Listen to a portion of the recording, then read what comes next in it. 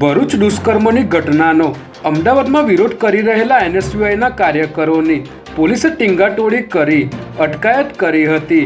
જેમાં ભરૂચ જિલ્લાના ઝઘડિયા તાલુકાની દુષ્કર્મ પીડિતાનું કરુણ મોત નીપજ્યું હતું, જેને લઈને એનએસયુઆઈ અને યુથ કોંગ્રેસના કાર્યકરો હાથમાં ગૃહમંત્રી હર્ષ સંઘવીના પોસ્ટર સાથે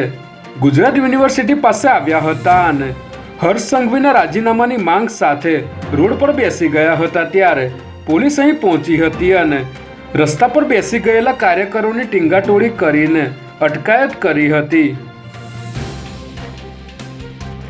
સરખેજ વિસ્તારમાંથી 2 દિવસ પહેલા 5 વર્ષની બાળકીનું અપહરણ કરનાર આરોપીને સરખેજ પોલીસે ઝડપી લીધો છે, જેમાં મુહમ્મદપુરા 4 રસ્તા પાસે આવેલ લેબર કોલોનીમાં રહેતા બાળકીના માતા પિતા નોકરી પર ગયા હતા, ત્યારે એક લોડિંગ રિક્ષા ચાલક આયુષીને લઈને ફરાર થઈ ગયો હતો, જેની ફરિયાદના આધારે સરખેજ પોલીસે 100 જેટલા સીસીટીવી ફૂટેજ તપાસીને રિક્ષા નંબર મેળવી આરોપી રસિક ઠાકોરને ઝડપી લીધો હતો। ગુજરાતમાં દારૂબંધીની વાતો વચ્ચે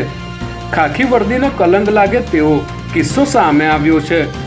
જેમાં બુટલેગર મિત્રનો વિદેશી દારૂનો જથ્થો પોતાના ઘરમાં સંતાડી રાખનાર પેટલાદના હેડ કોન્સ્ટેબલને આણંદ એલસીબીએ ઝડપી લીધો છે। આણંદ જિલ્લાના પેટલાદ ગામમાં કલાલ પીપળમાં રહેતો મોસિનિયા મલેકે વિદેશી દારૂનો જથ્થો મંગાવી તેના માણસો મારફતે હેડ કોન્સ્ટેબલ સુનિલ મકવાણાના ઘરે મુકાવ્યો હતો, જેની બાતમી આણંદ એલસીબી પોલીસને મળતા પોલીસે અહીં રેડ કરી વિદેશી દારૂની 240 બોટલો કબજે કરીને હેડ કોન્સ્ટેબલ સુનિલ મકવાણાને અટકાયતમાં લીધો હતો।